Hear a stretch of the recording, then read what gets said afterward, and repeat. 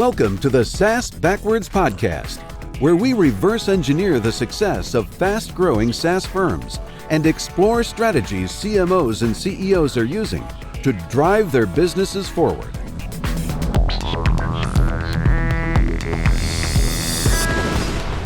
Welcome, everyone, to this episode of SaaS Backwards. It's a podcast for SaaS CEOs and CMOs to help them accelerate growth and increase profitability in their organizations. Today, our guest is Michael Richardson. He's the founder and managing director of Tech Azur. Tech Azur is a really interesting executive consultancy and implementation service. And Michael, why don't I let you introduce yourself briefly and tell us about Tech Azur and position it for our listeners. Thanks for having me on today, Ken. Love the podcast. I founded Tech Azur about 12 years ago after spending a few decades in successive CXO, CIO, COO, CTO kind of roles, and realizing that what I really gravitate to is the business transformation that takes place at each growth stage in every kind of company. And when I think of the SaaS space, there are some very defined stages of growth and evolution that need to take place to become successful and grow. And so I've focused over a decade now on helping organizations like this to see around the corners, apply lots of experience so that they don't have to learn everything the hard way, and work together with resources that I've put together in a global ecosystem.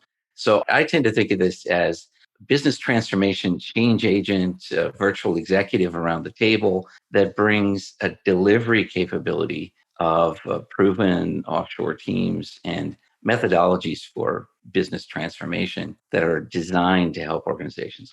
So business transformation, we need to make that a little real for people. And I think that in the life of a SaaS, there are kind of milestones that create the need to change the organization's capabilities, right? So maybe you could talk a little bit about what business transformation means from your perspective, and why is it that a CEO or board would seek out capability to help them make that move? Organizations tend to focus, especially in the SaaS space, on their customers, which is intelligent, and on their platform, which is essential. But operationalizing themselves as an organization in order to grow and scale is a huge and almost 100% consistent blind spot for SaaS organizations that are growing. So I tend to think of it this way: what got you funded won't get you scale from an operational perspective. I might have to steal that. That's awesome. I think that kind of perspective, especially if you're a first-time CEO, you may not know what you're going to need on the other side of that funding round. Exactly right. And you shouldn't feel bad about any of this as a founder or a CEO or a CTO or that core team that came up with the next great thing. You should be proud of what you've accomplished with your SaaS platform and maybe some early customer success and impressing some investors. That's all really hard work. The missing piece, though, is that most people that are good at those things are not necessarily naturally skilled on operationalizing the activity. That tends to be a second thought and very often left up to the next round of people that are going to join the team. So that's where we help focus. We're not there to tell you how to build your SaaS product. Our belief is that you've become the domain expert in the solution space that you're serving. But because of that focus, you're probably going to need some help in growing into that space and taking it over as a fully functional and smooth operating organization. That's consistent with stuff we tell CMOs and CEOs as well, that they're going to have to grow the organization across many areas of expertise. As you said, it's okay not to be expert in everything. And in fact, maybe that's a good segue to talk about why would a board or a CEO seek out an organization like yours? What's the reception like on the other side? Because if you're a CEO, a founder, you're supposed to be the hotshot. Now, all of a sudden you're saying, hey, well, I don't know everything I need to know. Is that a hard or easy conversation? And how have you seen that play out? Well, I think that's a really interesting point because it is a bit of a dichotomy when you're presenting to the investors or other stakeholders or even strategic customers and channel partners. There is that inherent desire to seem like Superman. You want to be perfect. You want to be bringing the silver bullet to the marketplace. But you have to realize that the investors that you brought on are also professionals. They've seen him come, they've seen him go. So there's no illusions there about perfection. One of the things that we talk about in business transformation is this notion of continuous improvement. So it's not the search for perfection, it's the search for better. And it's okay as a founder, as the founding team, to recognize the soft spots in the plan and shore those up. In fact, I think when it's done right in front of those stakeholders, it actually shows a maturity and a realism about how you plan, how you execute. So you can actually turn what you might feel as a vulnerability into a strength. And that's where we can come in by helping address some of those things. And we can do that at different levels. We can do that in the foreground. We can do that in a coaching mode. It's sort of tailored to suit the situation. That's important. I think recognizing that the thing to do is to resolve any issues and not to mask those or not to pretend like they're not there. Recognize it, get it out there, and get some help. Let's talk a little bit in particulars. So if I'm closing in on my funding round or I've just closed and I know that I'm going to need some help, maybe I have my core team, the people I built with and did my first A round. I've got a lot of promises to keep. What are the opportunities that can be addressed by bringing in virtual C-suite execs, either in an operational or advisory role? The reality at that stage is that your goals have changed. As soon as the funds come in, what you realize is now you're 90 days away from reporting to someone else and needing to deliver on those really exciting, really compelling stories that you've polished up and pitched for maybe the last 18 months. And this is where it's important as a leader, as a CEO, for example, in an organization like this, to keep it together, to keep the core team focused and not sort of do that, okay, we're done kind of mentality. Take the weekend off or whatever, go on a trip. But the fact is that the really hard work is about to begin. And this is where the core team needs to continue to do what it knows how to do and learn how to add, learn how to scale and grow and amplify the effectiveness of what that team is able to do and start to use those funds wisely in filling out the soft spots, shoring that up. I'll give you an example. We were working with a SaaS platform that had raised actually quite a bit from the venture world and had built a couple of very strong corporate relationships with some big brands that we would all recognize in the consumer space. And they began to struggle early on because the methodology that they used was sort of their interpretation of very scrappy, agile, and it grated on the nerves of some of the PE stakeholders that were involved because it didn't add up. It didn't tick all the boxes that they were used to seeing in an organization. And likewise with some of the corporate relationships. Small companies dealing with big companies is always a kind of a mismatch in communication and method. And no more so than when you're a SaaS firm trying to take on and serve the behemoths out there. So that's a perfect moment to bring in some help so that you don't have to take your own eye off the ball of the product and the service and ensuring customer success. But instead, you can bring in some seasoned eyeballs. I would call it bringing in, some gray hair around the table so that you don't have to lose all your own and get some help with how do we address these organizations. One of the things I've been instrumental with is becoming a bit of a spokesperson, a bit of an ambassador to these larger organizations or to particularly challenging channel partners or even customers to help connect the dots and smooth it out. And then behind the scenes, translate that to the to-do list for what are the weak points, the vulnerabilities in our operation, even in our product and our delivery that we need to address in addition to what we're used to doing as a core team. I have this vision of like the founders of Stripe, these two young guys needing some gray hair and experience behind them because obviously they had great vision, some great tech chops, and obviously very convincing on the fundraising side. And maybe Stripe's, much too far along to really be talking about. But those are the typical kind of execs where they might benefit from someone who's seen the movie a few times and help them navigate those growth jumps, both in organizational complexity and complexity of the software and mission. That's very true. Another aspect of this for these organizations, like the Stripe guys or many other examples that we can think of, is the need to learn how to scale the technical operation and not take it as a sort of attack on the technical architecture they've developed or, their baby, because there's a lot of pride of parenthood in the SaaS product at that vulnerable moment. The reality is that the scale of the team, the capacity and the scope of the team at that stage is typically not up to the task in terms of the expectation level that these new stakeholders around the table have.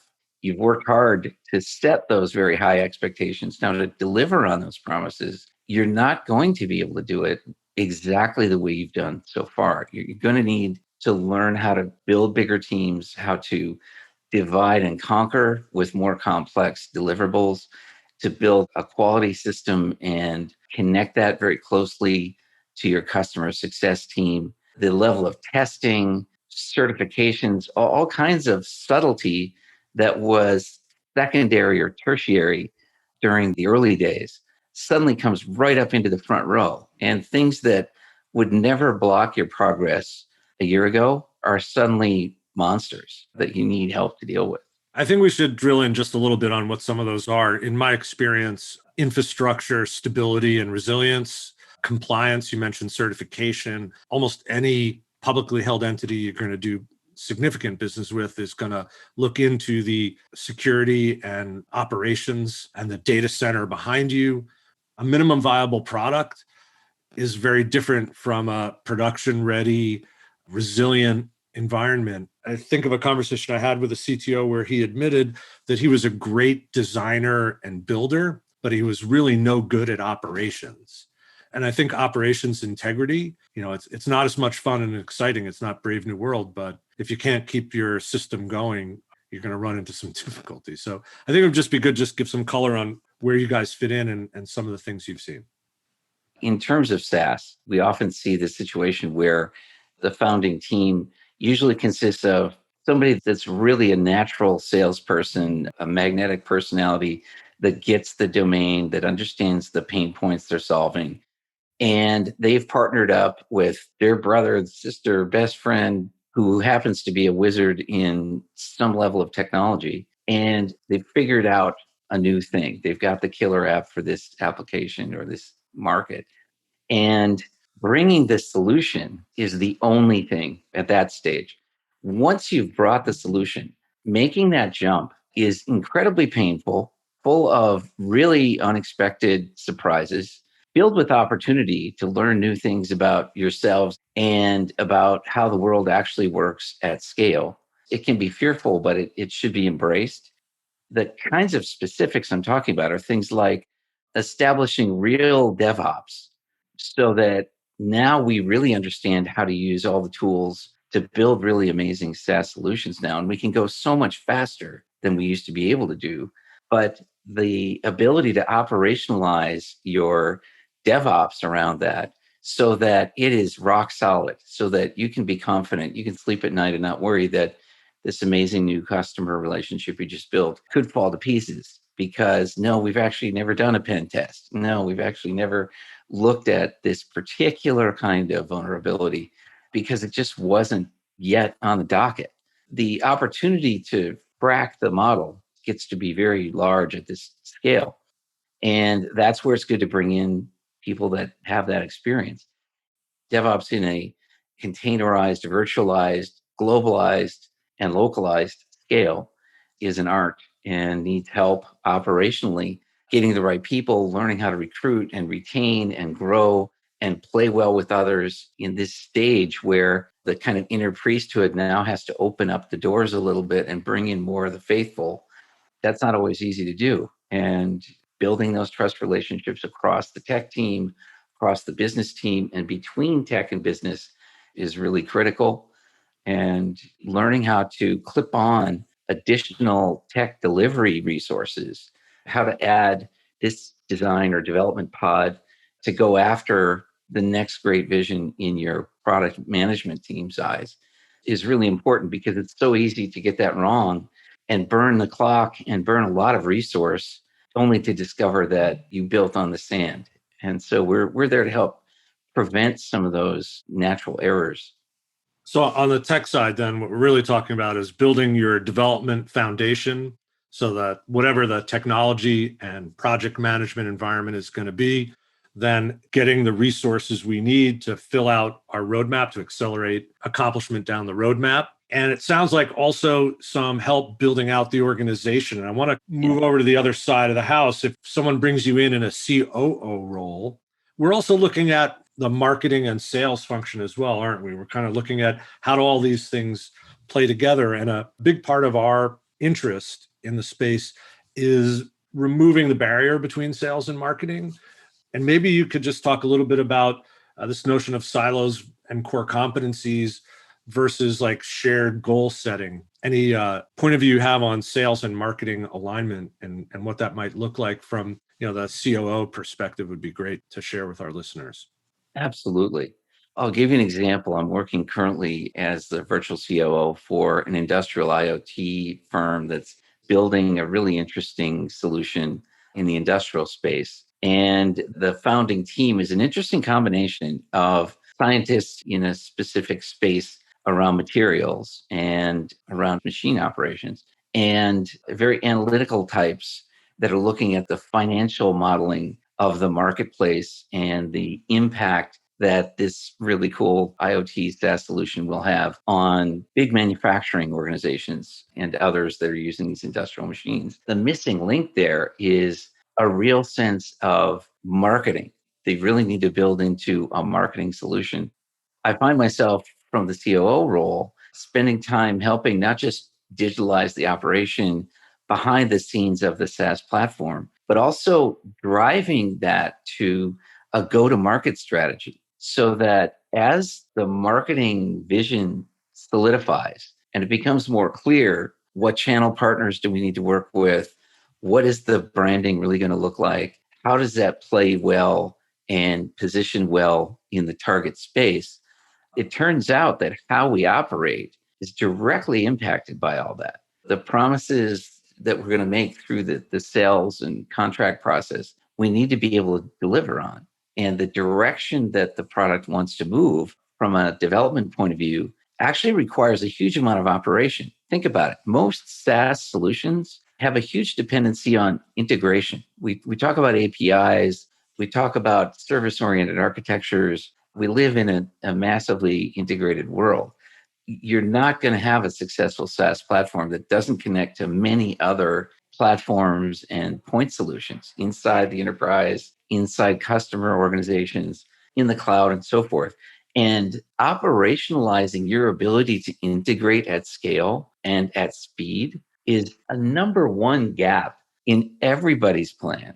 Everybody's got the slide of what's the ecosystem, what are we connecting with? We talk about co-opetition with other platforms in the space, all this cool stuff. But somebody's actually got to do all that and manage those integration points for the organizational integration, the legal and paperwork, the sandbox environments and the testing, the myriad of details that is required to get yourself integrated into the ecosystem is actually not a technical challenge, it's an operational challenge. So this is really interesting. We come at this from the perspective of sales and marketing, sharing goals and kind of blurring or removing the distinction between the sales and marketing KPIs. It's a totally different perspective here. Sales almost wagging the dog of product management and sort of needing to create an environment where you can almost make good on some of these commitments you might have rejected. The unsaid words are, how are we going to make good on the promises these guys have just made, right? Exactly. And in the old days of, sort of brittle IT, there was always this battle between development and IT and sales, where sales viewed IT as the sales prevention department and IT viewed sales as the guys that sell everything except what we have. Yeah, And like Larry Ellison, right? Sell first, install later, right? exactly. My favorite phrase for that was never confuse selling with installing. And now I think because of SaaS, because of the prevalence of smartphones and IoT, in some cases it's the other way around, where the tech and marketing side say, of course we can do that. We can do anything. I've seen actually sales teams that are really organized around customer success have almost reversed the model now and said, okay, I'm going to go promise this to this customer. I have to make sure that I'm actually going to be able to deliver this thing because I'm on the line. Our customer success is on the line. And I can't just take it from the tech founders in the back room that, yeah, we'll figure it out. And that's an operational opportunity to align sales, marketing, and the product management tech roadmap around a methodology. It's not saying we've got this fixed menu, and if it's not on the menu, we can't do it. That's not the operationalizing I'm talking about. I'm talking about the ability to be fungible, to be agile at scale, and to be able to listen to what actually constitutes customer success as heard by sales, as reflected through the marketing materials, and then interpret it into, okay, so what do we do about it operationally in the tech and in the delivery? This is where I think the COO and growth-oriented CIO is the best friend of the sales and marketing diatribe. So you're kind of calling for a rapprochement between operations and sales that people might not anticipate or expect. That is exactly it. Again, this is one of those complete blind spots in most SaaS organizations. I've seen this in working with a financial services SaaS organization. They've gone through many iterations of growth and discovery, some painful, some really successful. And the successful cycles were always a matter of matching up operational capability with customer success expectation. If those are not aligned, you're going to fail. And so someone needs to keep their eye on that ball. And this is not in the wheelhouse of most founding teams. I want to dial back a little bit or go earlier in the organization, the arc of an organization. Does it pay for a founder to seek someone like you and Tech Azur as they're getting close to funding? Is this something that would help them generate confidence in an investor that they're going to start on an accelerated path? It seems to me that it would really be a bummer to be 75 days into your first quarter and realize you haven't gotten much done. And then all of a sudden you're looking for help. So where does the smart CEO founder start looking for this kind of advice, and how can they line up with a resource like yours? You hit on a really, really excellent point. We're working right now with a founding CEO. He made the wise choice to connect and engage Tech Azur about 90 days ago as he was getting to serious rounds in effectively a significant seed round that he's looking to raise, because he was struggling and he began to realize that it was going to be difficult to present the how to support the what. He was having that struggle because everybody's domain expertise sort of overlapping in the solution space and not in the delivery space. I've been able to step in and help as essentially a virtual CTO in this case to help crystallize how do we describe this platform to these potential investors and the credible storyline of how their funds, what's the use of funds as applied to this platform development and the customer success, or in this case, patient success of the resulting operation. I think a wise founder will reach out to us and engage at a starting level. We're not talking about bringing in a whole team here. We're talking about an advisory role. And that's one of the things that Tech Azur, we've focused a great deal on understanding how to tailor what we're delivering to the particular need, whether they're asking for it correctly or not. We can do a bit of a situation analysis and then recommend, well, this is a good focus for now. At this next stage, then we can amp it up and bring in some delivery support, or we can clip on a couple of integration teams or some test and certification, security validation. So I think it's more important to have the discussion, not assuming that, we're hammering everything's a nail, but instead say, how am I going to be really well prepared to make this investment pitch and be convincing about use of funds thereafter? I mean, every one of these presentations has a team slide, right? If you're on the receiving end of these presentations, it's kind of nice to know that there are people who are going to actually be able to execute on the plan across the domains you might, as an investor, believe are important. And, if it's a founding team of 6 people, that might not be enough, especially if there's no obvious plan for how do I get from 6 to 25 in 45 days. Yeah. I think that that's where, if you're not a multiple or serial founder, right? If you're not a serial CEO and a successful fundraiser and builder and seller of these companies, you can't anticipate the things that are going to be deal killers for the investors. And I bet execution capability is probably top of the list after, is it a good idea?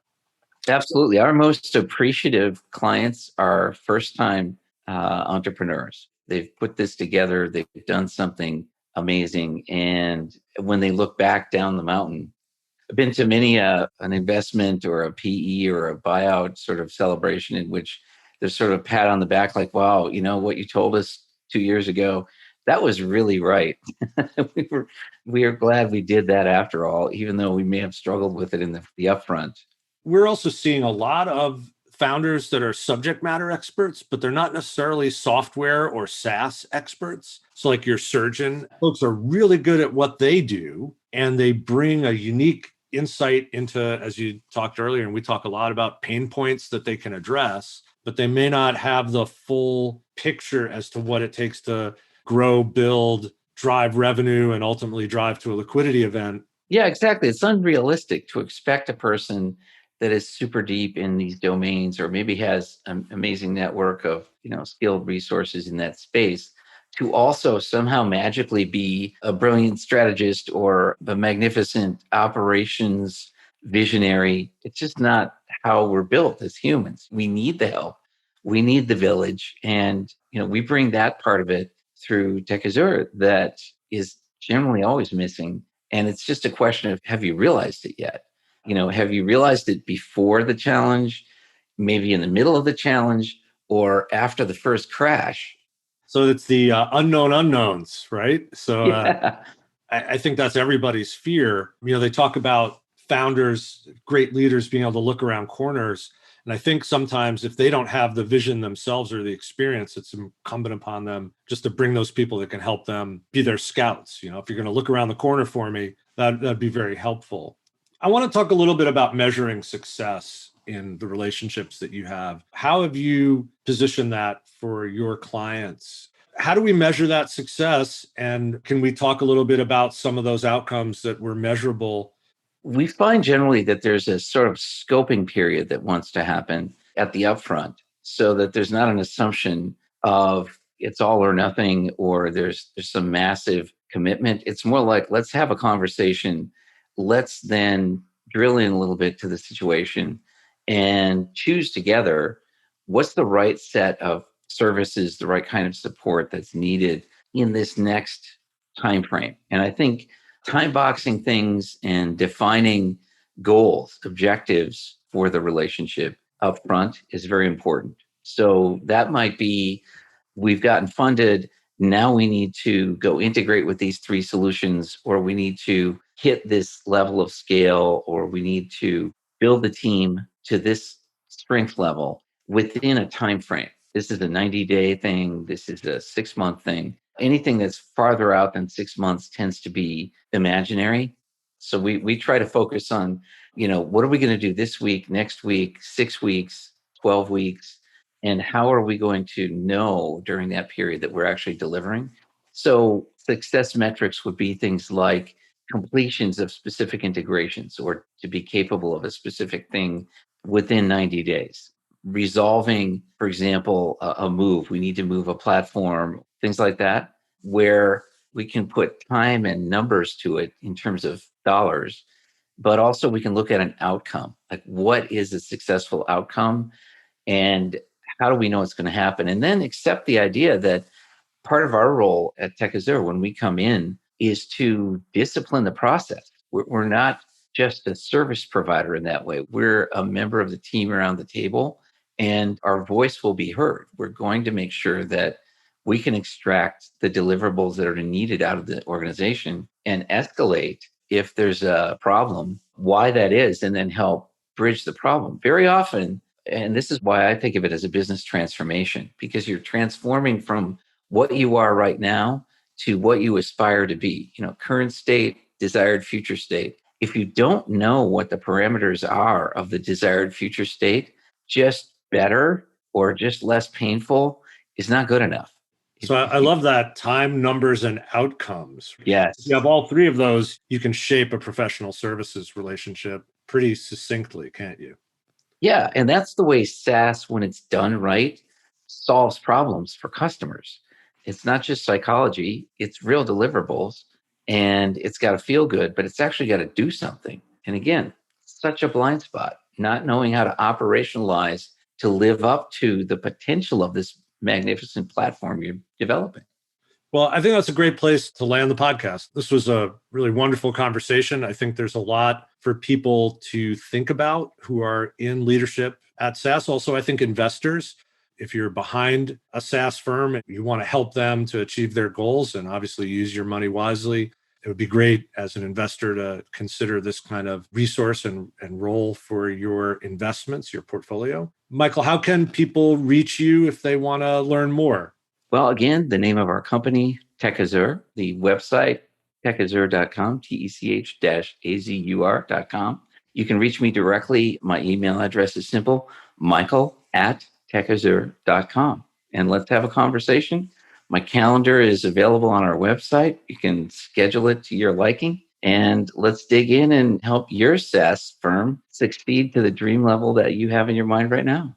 Excellent. Well, thanks so much. Really enjoyed the conversation. If people want to reach me at Austin Lawrence, my email is kl@austinlawrence.com. I'm also on LinkedIn at LinkedIn/in/Ken Lempit. Thanks everyone for listening, and we'll be back soon with another great episode digging deep into what helps SaaS companies to build their success.